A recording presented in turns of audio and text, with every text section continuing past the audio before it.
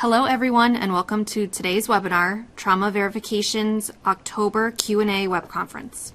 I would now like to introduce Megan Hudgens, Trauma Verification Program Coordinator. Hello everybody and thank you for joining us for today's webinar, the final webinar of 2019. I'd like to take an opportunity to just introduce some of our VRC staff. As always, we have Molly Lozada in the room, as well as Bumi Parikh, my co-coordinator. Rachel Tanchez will not be joining us for the scheduling reminders, but I do have a few slides to read off from her. And then Tammy Morgan, our manager, is not in the room today. So a few quick notes on continuing education. To qualify for CE, you must attend at least 50 minutes of educational content. An email will be sent to all attendees who qualify for CE with instructions on how to claim CE. If you have any questions, please feel free to email us at cotvrc@facs.org. So CE eligibility will expire on Friday, November 15th. So you must watch the webinar prior to November 15th in order to be eligible to claim CE. So what's the goal for this webinar? Firstly, to interpret the standards outlined in the Resources for Optimal Care of the Injured Patient Manual to ensure that hospitals have an understanding of the criteria to provide quality care to the injured patient. And secondly, to understand the processes and standards involved in an ACS Trauma Verification site visit and how following these will positively impact the quality of care of the injured patient at your trauma center. Now let's get started. So as always, we do recommend that you have a copy of the Resources for Optimal Care of the Injured Patient 2014 edition on hand to refer to, either the hard copy version or a PDF version, just so you can refer to them as we go. And if you don't have a PDF copy, there is a link at the bottom of the slide that you can use to download a PDF. And also, we recommend that you have the most current clarification document and the verification changelog in conjunction with the manual, both of which are also available on the link at the bottom of the slide. So with the clarification document and verification changelog, just as our usual reminder, these are released monthly. The changelog notes any criteria changes or updates, and the clarification document just provides additional elaborations on the criteria. So please feel free to download those at your earliest convenience. So we do have a few website resources for trauma centers in addition to the Orange Book clarification document and changelog. We do have recordings of these webinars that go back to 2016 for your listening enjoyment. We do have the stakeholder public comment website, a few tutorials as well. Firstly, becoming a verified trauma center first steps and becoming a verified trauma center site visit. We do also have the Participant Hub, an account center, very important, and an expanded FAQ with some common questions that we get organized by chapter. All questions have been pulled directly from the question submissions. There have been no edits made to the contents. If your question is not answered today, the question may require more information and will receive a response from ACS staff within 1 week after the webinar. And scheduling reminders. We really just have a few quick notes on this, but currently site visit applications are being accepted for May 2020 and onward. Please note, of course, 2019 is nearly over and is closed for future site visits. Also, January through April 2020 are closed, so please do keep that in mind as you are scheduling your visit. And just be sure to apply early so that we have the best chance of booking you for your preferred dates.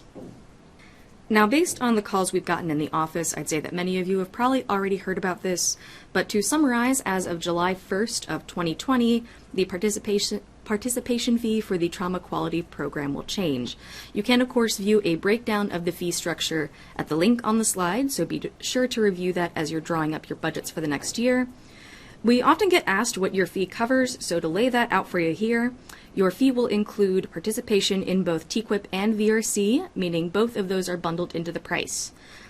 As always, if you have specific questions about your trauma center's invoice, please do feel free to contact us at traumaquality@facs.org. And just a few quick announcements. So this is a reminder that the TQIP quarterly call for data is now open. In this call, we request that you submit both your second and third quarters of 2019 data, as well as any updates dating back to January 1st of 2017.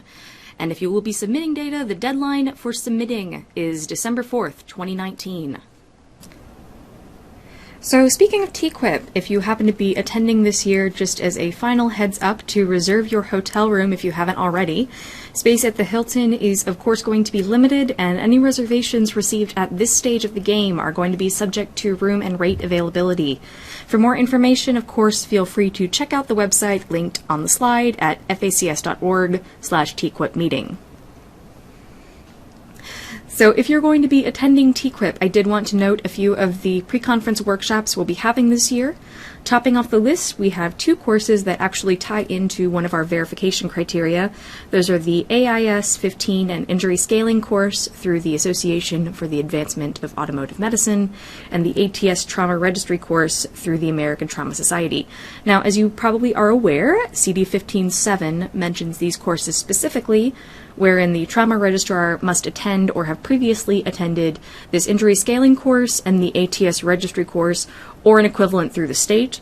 So if this is a requirement that you still need your registrars to fulfill, by all means, this will be a good time to do that. Additionally, we have the Sharper Coding for Trauma with ICD-10-CM and ICD-10-PCS workshop, which is offered through KJ Trauma Consulting LLC, and also the Trauma Advanced Registrar Prep through Pomfrey Consulting. We also have the Optimal and Topic courses, 2 of them this year, if that is something you potentially would like to take. The Topic course in particular is one that gets suggested by reviewers every now and again as a way of helping you to develop your performance improvement process. Topic also coincides very neatly with the Optimal course, which is designed to help you in developing strategies to support and to build upon your existing trauma center systems, and also to prepare you for an ACS site visit. So being that you are the audience for this Q&A webinar, that might be something that applies to you. And as I said, we do have 2 of these courses this year, so you could take one the first day and the other the second day, whatever works best for your schedule. And of course, we do have the Stop the Bleed courses available this year too. Those are the basics and instructor courses. We recently, just in the past few months, surpassed 1 million people trained in Stop the Bleed. So if you would like to get in on that, now is a fantastic time to do so. And of course, all information about these courses can be found at the link on the bottom of the slide. And quarterly webinar schedule. So, as we discussed back in September, we are going to be transitioning to a quarterly webinar release. And keep in mind, this is a temporary change. We'll be going right back to a monthly drop date just as soon as the resources guide is released, when we anticipate a considerable uptick in your questions. But yes, this webinar that you are listening to right now is going to be the last webinar for the year 2019. We will be picking up again right after the holidays, though, with the first quarter webinar dropping on January 30th of next year. And after that, you can expect releases in April, July, and October. So on the subject of that January webinar, the recording for that presentation will drop at 12 p.m. Central Time on the 30th. If you would like to submit questions, you have until Thursday, the 16th of January to get those in for us to review, so please do keep that in mind. Anything you'd like to know is on the table, so just start mulling it over during the holiday season. And as always, in addition to your specific webinar questions, we do encourage you to submit requests for topics that we could cover. We have a few different special segments that are coming at you this month as we wrap up for the year, but if there's something else you'd like us to delve into in a bit more detail, just let us know. And future topics may include, for example, the alternate pathway, deep dives into specific chapters. We had one last month on pediatrics that I highly recommend. And of course, the peer review process for verification reports. One thing that I will say is that I just encourage you to be reasonably specific. Every now and again we get comments like, oh, we'd like a review of the Orange Book chapters. And, well, sure, we'd love to do that, but just keep in mind it's a big document. And if you could just narrow it down to, say, a specific chapter or topic within a chapter, that'll help us better focus our content so that we can deliver a more useful final product to you. And now I'm going to turn this over to my co-coordinator, Bhumi Parikh, for a special segment regarding the reporting year. All right. Hi, everyone. I will be presenting this special segment on this month's webinar for the reporting year period. So to get us started, just some background information on why we chose this segment. So this special segment came about this month because we had centers reach out to us regarding on how the reporting period is calculated and what the specific reporting period would be for their upcoming site visit. Therefore, to make everyone's life easier, I created this master list, basically like a cheat sheet, if you want to call it that indicates the reporting period options for the site visits based on months for the upcoming year. The verification process uses a 12-month period plus a 2-month lag not to exceed 14 months from the time of the visit for the reporting period. So for example, the reporting period for a site visit in May can either be February 1st, 2019 to January 31st, 2020, or March 1st, 2019 to February 29th, 2020. So as you can see, both of these options include 12 months, or a total of 365 days worth of data. So the purpose of this 2-month lag is to ensure that the registry in the trauma center has enough time to prepare and close the necessary charts. So feel free to screenshot this slide, especially if you have an upcoming site visit in 2020. So in this next slide, I wanted to showcase why it is important to identify the correct reporting period and how it will influence the metric-related CDs listed below. The reporting year specifically correlates with the registry and the patient volume requirements. The 5 CDs listed below can be influenced especially if the reporting year period is incorrect. So it basically makes it seem as if the patient volume did not meet the set requirements, causing potentially a CD to be cited. Overall, I hope this segment was helpful in identifying the reporting period and understanding why the VRC processes utilizes a 12-month period plus a 2-month lag from the time of the site visit. I'm going to go ahead and turn it over to Megan for another special segment on research. That's right, everybody. You get 2 for 1 this month. So this next part of the presentation is going to be directed largely at the Level 1 Trauma Center staff who might be listening in today, because we're actually going to be talking about Chapter 19, or the research section. Feel free to keep listening if you're a Level 2 or 3, though. You are still getting CE. Now, I wanted to start out this segment by just going over what the expectations are for research. Firstly, of course, we have CD 19.1. Real simple. You need to have 20 peer-reviewed articles that are published in journals that are, and this is important, included in Index Medicus or PubMed. We are going to verify that, and I'll get into that verification process in a few slides. So in addition to having those 20 peer-reviewed articles, these articles must result from work related to the trauma center. So this is care done at your facility, by your surgeons, on your patients, etc. And it has to connect in some way to what you're doing at your hospital. At least 1 article out of that 20 must be authored or co-authored by members of your general surgery team. And then we need to have some proof that administration is providing support for your research program. This can come in a few different ways. This could be providing lab space. This could be research equipment, advanced information systems, biostatistical support, etc. That's not an all-inclusive list or anything, just a few options your hospital's administration can show to a review team that they're supportive of the trauma program's research efforts. Continuing on to CD 19.4. At least 1 article each needs to be presented from 3 of the specialties in the list on the slide. So that includes basic sciences, neurosurgery, emergency medicine, orthopedics, radiology, anesthesia, vascular surgery, plastics and maxillofacial surgery, critical care, cardiothoracic, rehabilitation, and nursing. This is just to make sure that you have a good distribution of specialties contributing, and that you don't have, for example, 20 articles of vascular surgery or orthopedics. Now, this list isn't inclusive, and to clarify what I mean by that, you do still need to have 1 article each from 3 of those specialties, but you can also include trauma-related research from, for example, pharmacy, obstetrics, and so on in your overall 20. So for our pediatric level 1s listening in today, to focus on you guys for a second, as per CD 1010, all of these criteria that we just discussed also apply to you. Additionally, as per CD 1011, for pediatric centers and combined programs, the research can contain both peds and adult publications. However, for combined programs, half of your research is going to have to be specific to the pediatric program, so you'll have to demonstrate that both adult and pediatric research is present. Okay, so you may be wondering about the alternate pathway for research, and I'll go over that briefly here. To summarize, if you choose to follow this method, you will be able to submit 10 articles to us instead of that 20 that we noted in 19.1. However, this has to be accompanied by demonstrated participation in 4 of the 7 trauma-related scholarly activities that we'll be discussing over the next few slides. So first is going to be evidence of leadership in major trauma organizations. This can be satisfied by active membership and committee work from your surgeons, such as through the ACS COT, of course, AAST, EAST, the Western Trauma Association, and so on. After that, we have demonstrated peer-reviewed funding for research from a recognized government agency or private organization. So these can be through foundations, these can be commercial organizations, the HCA Research Consortium, if you're an HCA center, etc.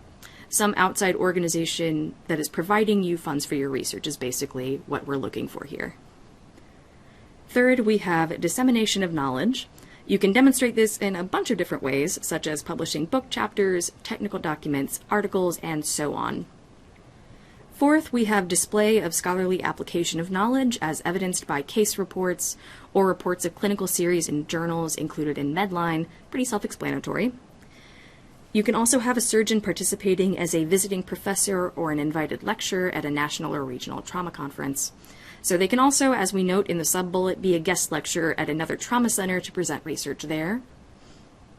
6 is support of resident participation in mentoring scholarly activities. So this can be done with laboratory experiences, clinical trials, resident trauma paper competitions, and so on. And if the trauma paper competitions are something that you want to consider, we have included a link on the slide that will give you more information about that.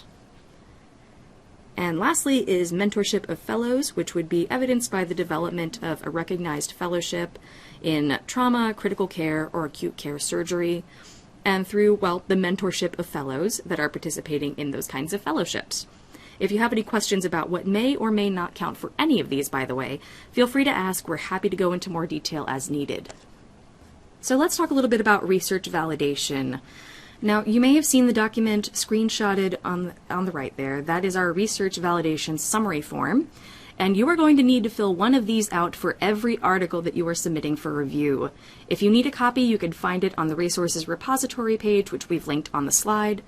These forms need to be submitted concurrently with your PRQ and no later than 5 days after your PRQ submission.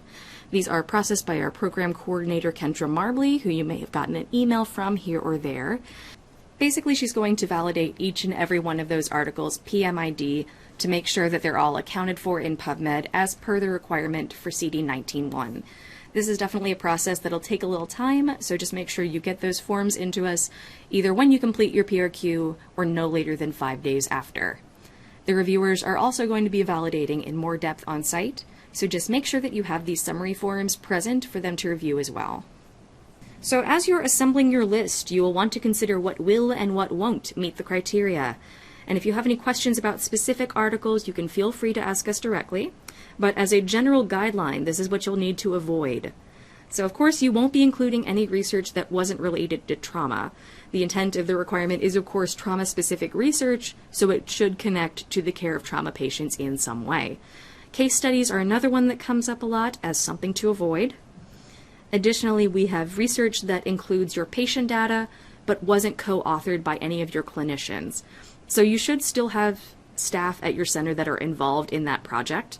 Inversely, this also includes research by clinicians at your facility that doesn't contain your patient data. So basically, you have to have both factors. This is your data and your clinicians. To add on to this one, backup or locum surgeons that are conducting research for another facility, this also wouldn't apply, and neither would a surgeon conducting research at another hospital during prior employment. So if one of your orthos, for example, was working at a hospital across the state, did a research project, then moved to your facility a year later, you wouldn't be able to count that research towards your total. And of course, this also applies to outsourcing research to an outside company. One important thing to note, by the way, you may count research that's done by clinicians who are no longer at your facility. So to flip around the example from a second ago, if one of your orthos does a research project while working at your facility and then a year later they move to that outside hospital, you could still count their research towards your total. The big point that we want to make is that clinicians may move, but for verification purposes, your research does not. Now, as you're compiling your list, if you're wondering where to track your start date, this would be from the conclusion of your previous verification or re-verification site visit up to the time of your upcoming visit. And yes, this means any articles that were approved for publication during that lag time between the end of your reporting year and the date of your visit, you can count those towards your total. Additionally, if you have an article that you submitted and got it approved and you're just waiting on the actual drop of the journal, that's totally fine as well. All you need to do is provide us your approval letter confirming acceptance on site. So that concludes our special segments for this month, and I'm going to turn it over now to Bhumi Parikh again to go through the general questions. All right, hey everyone again. I will be presenting the general questions for this month's webinar. So to go ahead and get us started, we have our first question on APPs. In this person's center, APPs, physician extenders in the ED with ATLS certification are able to do the initial evaluation of an injured patient with activation. Are they allowed to see autonomously, meaning does an ED physician need to evaluate as well? Additionally, is the ED APP allowed to sign the activation sheet, or must that be an ED physician? So two different answers here, since it will depend on the type of activation. For the limited tier activation, APPs may be the initial responder based on your institution guidelines. However, the APPs cannot respond in lieu of the trauma surgeon's role or response. So in this particular instance, the APP may sign off on the limited tier activation. In contrast, for the highest tier activation, the APPs may work in conjunction with the EM provider or trauma surgeon, but cannot be the initial responder. So overall, the answer to this question will be based on the type of activation. So the next question is on death admissions. Is death in the ED considered an admission or die in the ED after resuscitation? So the VRC does not have any set definitions for death categorization, since each trauma center can define their own admission policy, which includes death on arrival and died in the ED. So feel free to reference the Orange Book, specifically page 19, which provides some examples on how outcomes or deaths can be categorized. So this includes DOA, which is pronounced dead on arrival with no additional resuscitation efforts, initiated in the ED, died, which is died in the ED despite resuscitation efforts, and then in hospital, including the operating room. So the next question is, does the ACS have any requirements on when the backup trauma surgeon on call must come into the hospital? If the overnight trauma surgeon is in the OR, does the backup trauma surgeon need to be in-house during that time? So the VRC does not have any specific guidelines as to when the backup surgeon is expected to respond. The only expectation is that the backup surgeon is notified when the trauma surgeon is encumbered to ensure they will respond. The time frame by which the backup trauma surgeon on call must arrive at bedside will be determined by your trauma center. So the main intent of this requirement is to ensure that the backup surgeons are meeting the response criteria put into place by the trauma center. So the reviewers on site will basically want to see that you are holding true to the standards set by your trauma center. So this next question is on massive transfusion protocol and the requirements related to the ratio for packed red blood cells and plasma. So easy answer here. The VRC does not have a specific requirement regarding the MTP ratio. Blood products should be available to meet the needs of the injured patient, but there's no requirements regarding the specific quantity and ratio. So the next question is a chief resident defined by the ACS as a PGY4 or 5? For lowest level of trauma activation for pediatric level 1, is it acceptable to utilize a PGY3 as a chief resident responding, or must it be a PGY4 or 5? So it's important to note here that the verification program uses the term senior resident instead of chief resident, and they are defined as PGY4 or 5 for all trauma programs, meaning if it's either an adult or peds program. So for the lower or limited tier activation, a PGY3, 4, or 5 may be utilized for any program as long as they've been credentialed by the hospital to do so. However, they cannot be used in lieu of the attending trauma surgeon. So, a rather longer question here, but to summarize this question, this individual is asking about which site visit, whether it is a re-verification or a focus visit, that should be listed on their upcoming PRQ when it asks about describing the deficiencies and weaknesses from their last visit. So, great question. In this instance, you would list the focus visit as your previous site visit on the PRQ. You do not need to list the deficiencies or weaknesses that were found in the prior verification, since those were already resolved.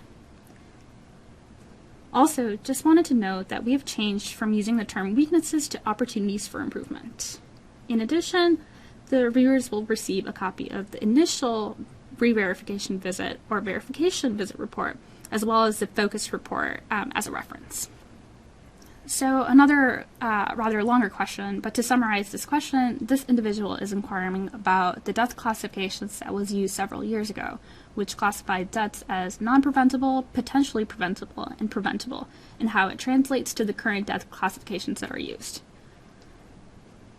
Without knowing when the center's last visit occurred, but since the release of the Resources 2014 manual, the death categories have been as follows: mortality without OFI, mortality with OFI, and then unanticipated mortality with OFI. So it would be advisable to get away from using the old classifications and try to determine whether there were any OFIs. The intent is that the program is able to identify the potential OFIs and whether it had an impact on the patient's outcome. Overall, the purpose of these death categories is to ensure that the center is able to identify areas for improvement and how the center addressed those OFIs. So the next question is on PRQ clarification. Can we please have clarification on the ICU death count requested in the PRQ? Specifically, the PRQ inquires how many of the ICU deaths were transfers to hospice.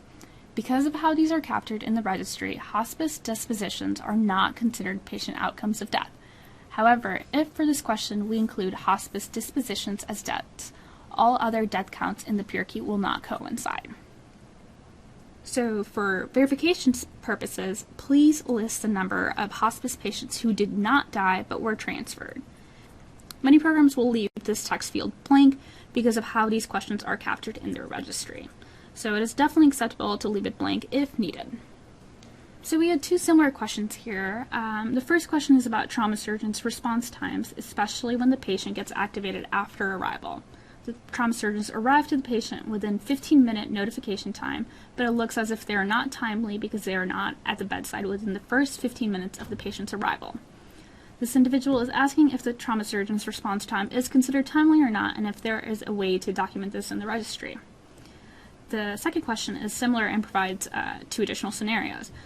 In the first example, the patient arrives to Sunshine Hospital in a personal vehicle from a motor vehicle crash at 1500, gets triaged at 1520, and gets activated due to injuries. Trauma physicians arrive at 1522. In the second example, the patient arrived by EMS, presented and arrived with no signs of injury, and then the patient was found to have internal injuries and was immediately activated. So in these two scenarios, this individual mentions that the physician is considered not timely based on the Orange Book. So the next slide will have the response to these two questions. So for patients who arrived as a non-activation but subsequently met criteria for the highest level of activation, once the patient was evaluated, the response time would be tracked from the time of that specific activation.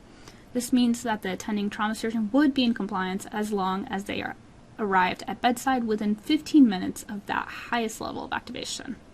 So your center's policy can determine how they would like to capture these patients in the registry. So we have another question on trauma activations. So if a trauma is activated internally as the patient arrived, do we classify it as a trauma activation, or are activations only recorded from the field?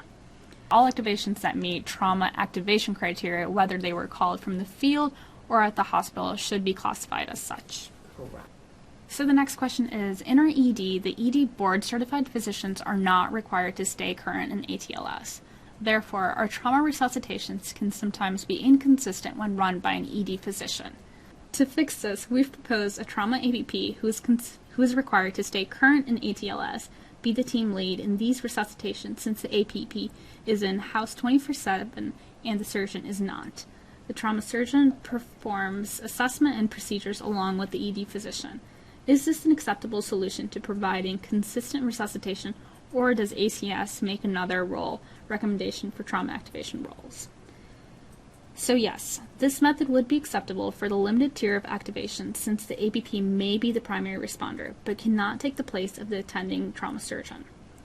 To clarify, and without having a lot of information, physicians who are board certified in EM and working in the ED are not required to hold current ATLS certification. So those physicians who are board certified in another specialty, such as family medicine or internal medicine, are required to be current in ATLS. So the next question is, does ACS come and look at the primary review sheets completed from prior months? Do they offer suggestions for improvement?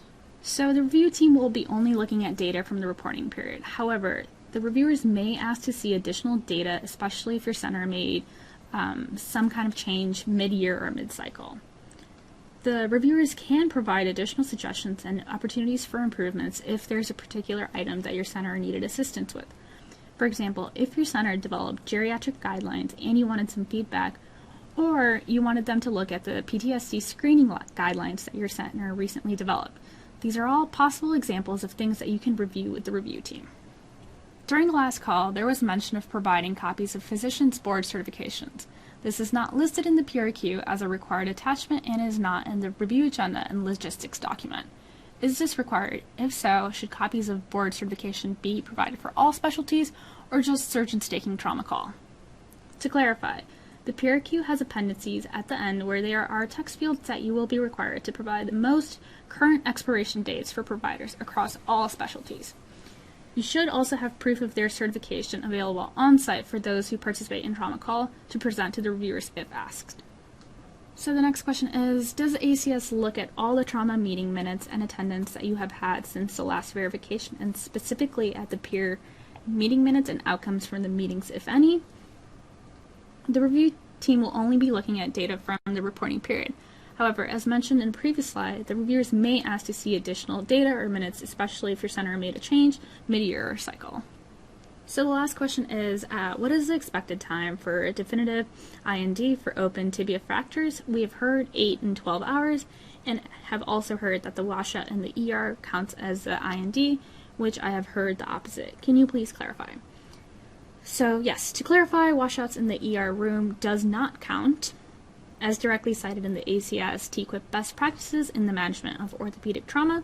Patients with open fractures should be taken to the operating room for irrigation and debridement within 24 hours of initial presentation whenever possible. And we have a link up there that directly leads you to the ACS TQIP best practices in the management of orthopedic trauma. So I'm going to turn it over to Megan for the CD-related questions for this month's webinar. All right, thanks so much, Boomy, and we're going to wrap up today with some CD-related questions. So first question is on transfer agreements. If we are transferring a trauma patient from one trauma center to a sister facility in which we operate under the same license, are we required to have a transfer agreement with that facility? So if you're transferring this patient to this sister facility and you're both practicing under the same license, then no, you wouldn't be required to produce a transfer agreement.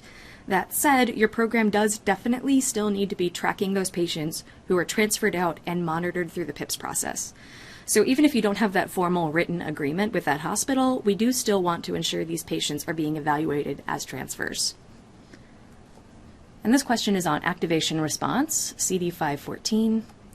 If we had a patient arrive as a level 2 at 2:48 in the morning in stable condition, but get upgraded to a level 1 highest activation at 2:57 due to discovered injuries, and the attending trauma surgeon arrives at 3:07, does that count against the trauma surgeon since he arrived well within the mandated time of the level 2 and within 10 minutes of the upgraded activation? What the question seems to be getting at is basically, when does the clock start for the surgeon's response requirement? So to answer that, you're going to track their response time from the moment the activation was upgraded. So you wouldn't need to track from the patient's arrival if they weren't activated when they got to the hospital. And we've got another one for activation response. If we had a patient who arrived to ED at 4:02, but the covering trauma surgeon wasn't notified of the patient's arrival or the level 1 highest activation until 4:07, and he arrived at 4:20, Does that count as a miss for him if he arrived within 15 minutes of notification, but was outside the window from arrival time due to not being aware a level 1 was in the hospital? So kind of following the same pattern as the last question here, and if we're reading correctly based on the scenario and the fact that the surgeon wasn't notified, we're going on the assumption that the activation was called after the patient arrived. In this case, same thing as before, the response time would be tracked from the activation being triggered. Now, this said, if the activation was triggered from the field and just for whatever reason the attending surgeon didn't receive notification, then that's where you'd potentially have a problem. When instances like that happen, you definitely need to be documenting that and reviewing through the PIVS process. So here's a question on the Trauma Program Manager. Please clarify Trauma Program Manager commitment. For a Level 1 Adult Center, Level 2 Pediatric Center, do you need separate pediatric TPM, or will a separate coordinator suffice the requirements? Now, if we're talking an adult level 1 and a pediatric level 1, then yes, they would need to have separate TPMs who are dedicated to their respective programs. If we are talking about a level 1 adult and level 2 pediatric, or a level 2 adult and level 2 pediatric for that matter, one TPM can oversee both programs. You'll just want to make sure that their primary role is not encumbered by those additional responsibilities. So, board certification requirements. Do emergency room doctors have to stay current in their board certifications? If they let their boards lapse, is this a criterion deficiency? I have 2 ER doctors who have been practicing for years and have recently let their board certifications lapse as it is not required in our bylaws. So yes, as per CD 7.6, a physician who's staffing the ED and caring for trauma patients is going to need to maintain current boards. And we do get asked this from time to time with surgeons who've been in their role for many, many years. But to clarify, if these practitioners' boards have lapsed for whatever the reason, they won't meet the requirements for inclusion on the trauma panel. And I will stress the trauma panel here. We're not saying that they can't see other patients. We're just saying in order to maintain compliance with verification criteria, they wouldn't be able to see trauma patients. That ED needs to have someone else that's seeing traumas that meets the board requirements. And just to add on to this really quick, if the reason why the EM doctor in question let their boards lapse is, for example, because they're about to retire, so they don't necessarily need that 10-year extension, just let us know as soon as you can, and also when exactly they intend to retire. If, for example, they're retiring in maybe 3 months, it might not potentially be an issue. You might still get dinged with the CD, but since it would resolve itself anyway within the focus period, it might not be a concern. If they're retiring in, say, 2 years, that might be a little bit different. So if you have any particular questions about this, feel free to reach out to the VRC office directly. So, board certification and CME. Could you please confirm that internal medicine and family practice boarded physicians are recognized specialties by ABMS and maintenance of board certification is recognized by ACS and that they would not need the annual CME? So yes, the ACS does absolutely recognize board certifications through the ABMS. And to be super, super clear, that is ABMS. We don't recognize certifications through the ABPS or American Board of Physician Specialties. As for the CME requirement, for all levels of trauma centers, just maintaining your current status in board certification or your MOC would keep you in compliance. So here's one for ATLS. Can you please clarify CD 715 for me? If anesthesiologists respond to our highest trauma activations, are they required to be ATLS certified for level 2 or 3 centers? They are not working in the ED, they respond for the resuscitation of the patient, along with the ED physician and trauma surgeon. We have differing interpretations of this Chapter 7 statement. So, CD 715 actually applies to physicians who are boarded or eligible in something other than EM, and this could be family medicine, pediatrics, etc., and work in the ED with trauma patients. These surgeons must have current ATLS certification, whereas surgeons that are boarded in emergency medicine just have to have taken it the once. As far as anesthesiologists go, this criteria doesn't actually apply to them. So no, they aren't required to have ATLS. This is specifically a criteria related to emergency physicians. So here's one for neurosurgeon and orthopedic surgeon response. Orthopedics and neurosurgery response. Example. Patient arrived to a facility at 1930 as a transfer from another facility. Ortho was notified at 1909 but did not arrive to the ED until 1945, 44 minutes. In this situation, can we use the patient arrival time, 1930, as the notify time so that they don't fall out of the 30-minute response time because the patient wasn't there yet? Response time would then be 15 minutes. Similar to trauma surgeon response, tracked off patient arrival time, only for the scenario of when transferred in and notified prior to patient arrival. So yes, based on this scenario as described, using the patient's arrival time to track your ortho or neurosurgeon's response would be completely acceptable. Okay, so we have a question about neurosurgeon and orthopedic response again, related to a question from last month. So there was a discrepancy to the answer in the following question. Level 1 or 2, does the arrival time of the mid-level provider count as the trauma surgeon, orthosurgeon, or neurosurgeon arrival time for level 1 or level 2 activation? While the MLP clearly does not substitute for the arrival of the trauma surgeon during activations, it is my understanding that residents and APPs may respond for neurosurgery and orthopedics. The clarification document supports this. This response was also in conflict with the following reply later in the webinar. The surgical/trauma resident cannot act or respond on behalf of the attending neurosurgeon for the 30-minute bedside response.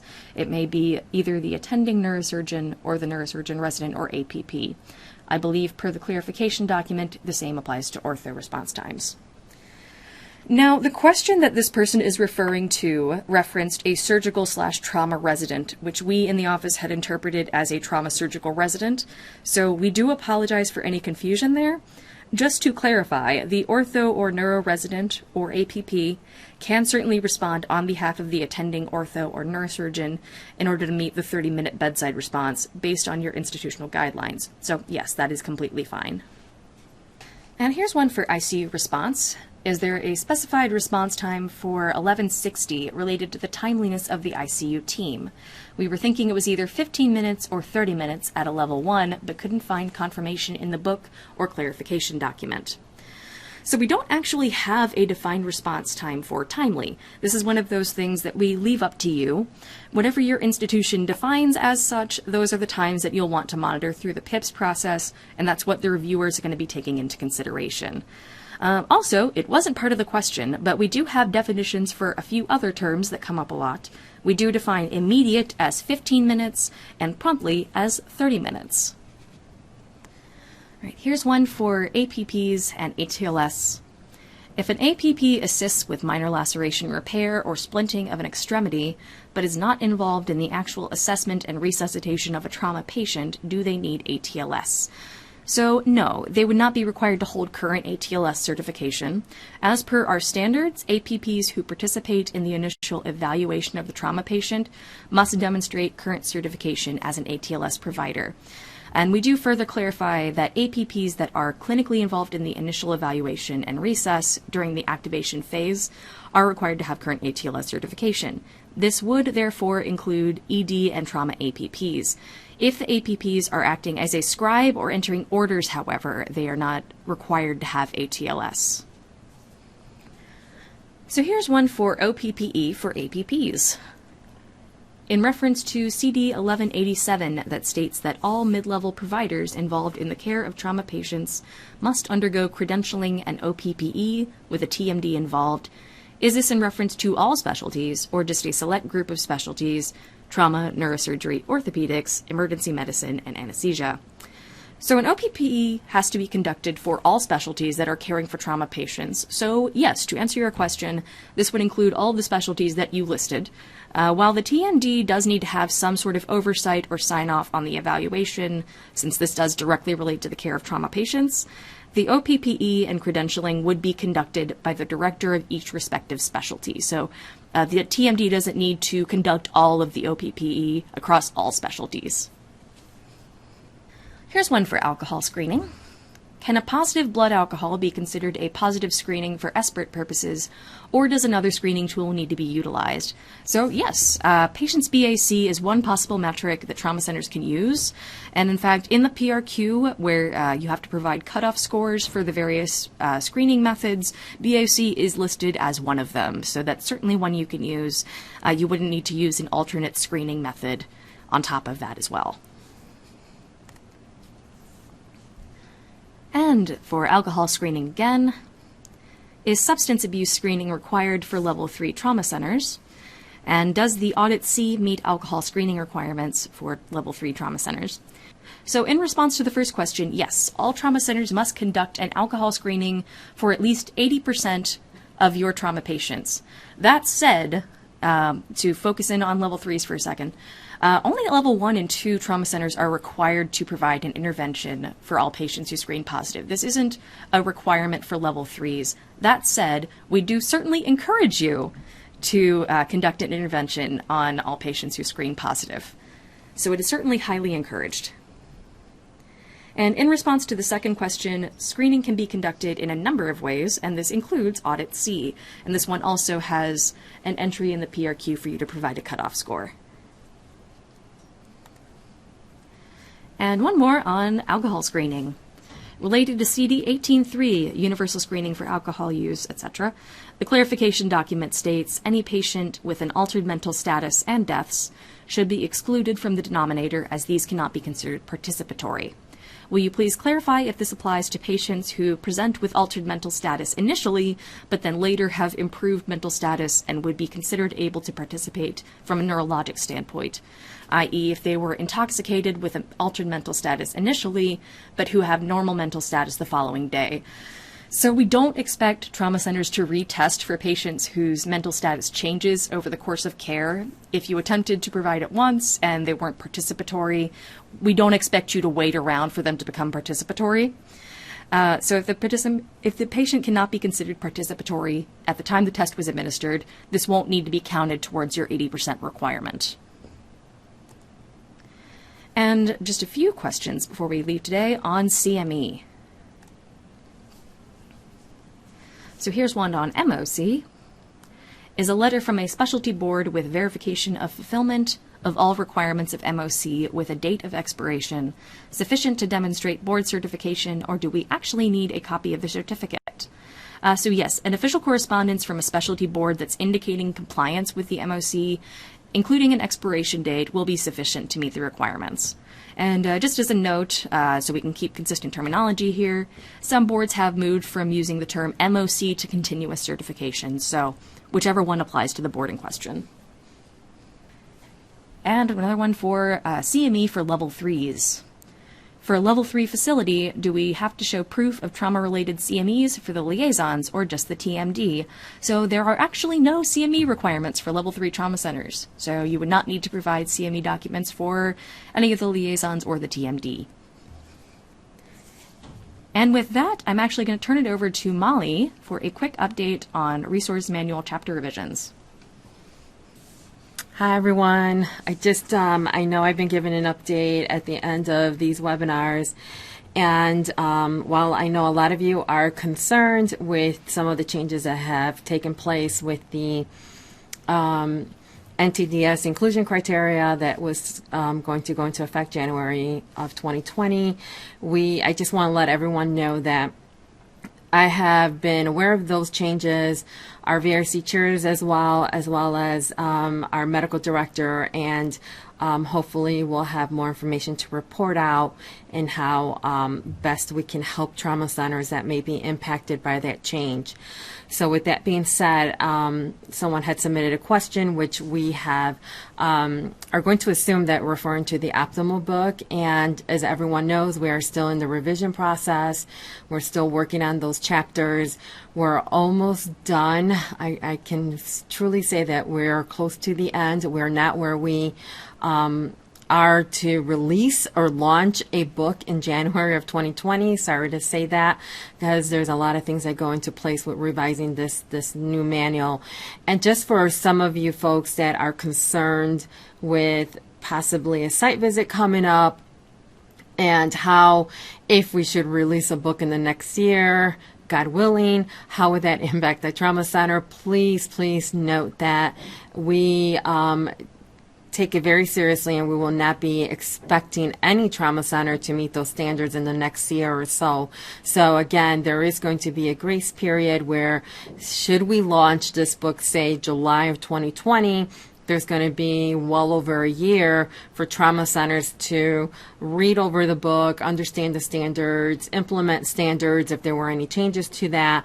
And then we are going to have a kind of like a kickoff date, if you will, for when we're going to expect trauma centers to be surveyed under those. So just to give you a little insight into what that entails is we are going to develop some educational content for participants and for our reviewers. It's probably going to be one and the same so that everyone is reading and understanding what the expectations are. And that's going to take some time. In addition to this, I know we've been promising a new PRQ. Well, this is the time. We're going to go ahead. We're working on a new PRQ as we're speaking, as we're revising the Orange Book. So along with the new, whatever color that new book is going to be, there will also be a new PRQ. So that is also underway. So there's a lot of things coinciding with the new manual, the new standards, the new PRQ, education for participants and reviewers. So a lot of things going on, and all of these things are gonna our plan is to roll it all out at the same time. So there's a lot of things going on behind the scene that everyone's not aware of. So hopefully more information to come in January, which is going to be our next webinar. Thank you. Thank you so much, Molly. And that concludes our webinar for today and for all of 2019. So thank you guys so much, and see you in January.